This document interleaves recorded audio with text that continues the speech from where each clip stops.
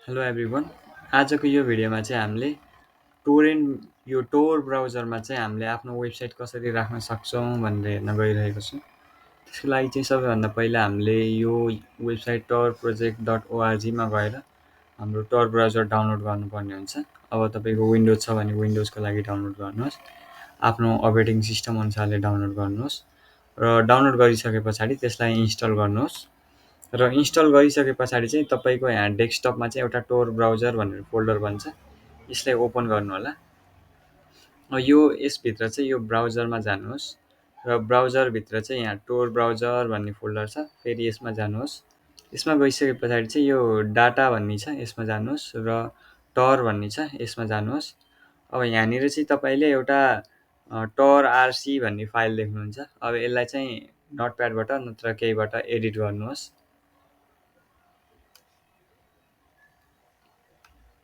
र यसलाई एडिट गर्ने बेला चाहिँ तपाईँकोमा यो लास्टको 2 लाइन चाहिँ हुँदैन होला। अब यसलाई एड गर्नको लागि चाहिँ तपाईँले एउटा हिडन सर्भिस भनेर लेख्नुहोस्। यहाँ चाहिँ तपाईँले लास्टमा गएर के लेख्नुपर्ने हुन्छ भन्दा हिडन सर्भिस डिआइआर लेख्नुहोस् र यो एउटा पाथ दिनुहोस्। यो पाथ चाहिँ कसरी दिनुहोस् भन्दाखेरि अब जस्तै तपाईँले डाउनलोड्समा गएर न्यू फोल्डर बनाउनु भयो भने अब यहाँ न्यू फोल्डर बनाउनु भयो भने अब यसमा जानुहोस् र यहाँ यो बारमा क्लिक गर्नुभयो भने यसलाई कपी गर्नुहोस् र यहाँ लगेर सिम्पली पेस्ट गरिदिनुहोस्।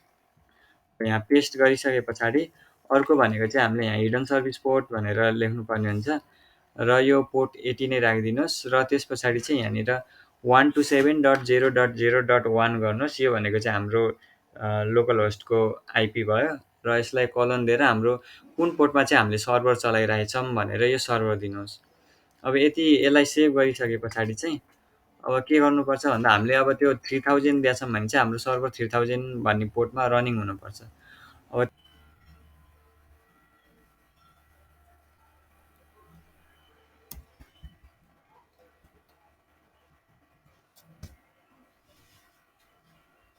मेरो चाहिँ यो लोकल होस्ट 3000मा रन भइसकेको छ। अब यसलाई चाहिँ पहिला आफ्नो ब्राउजरमा ओपन गरेर चेक गर्नुहोस् र यो वेबसाइट खुलिरहेको छ है त। मेरो होस्ट चाहिँ काम गरिरहेको छ। अब यसलाई चाहिँ हामीले टरमा गर्नको लागि चाहिँ अघिको हामीले कन्फिग मिलाइसक्यौँ भने चाहिँ अब यो टर ब्राउजर भन्ने यो जुन हाम्रो एप छ, एपलाई चाहिँ एकचोटि हामीले लन्च गर्नुपर्ने हुन्छ र हामीले एपलाई स्टार्ट गऱ्यौँ भने चाहिँ हाम्रो एउटा कन्फिग फाइल गएर अघिको फोल्डरमा सेभ भएर बस्छ।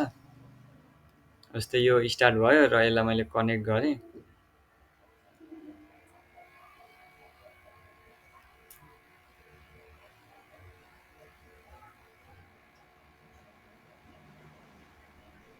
र अघिको कन्फिगरेसन चाहिँ अब हाम्रो कुन फोल्डरमा राख्नुभएको थियो त त्यसमा हुन्छ। अघि तपाईँले न्यू फोल्डरमा राख्नुभएको थियो भने त्यसमा होला।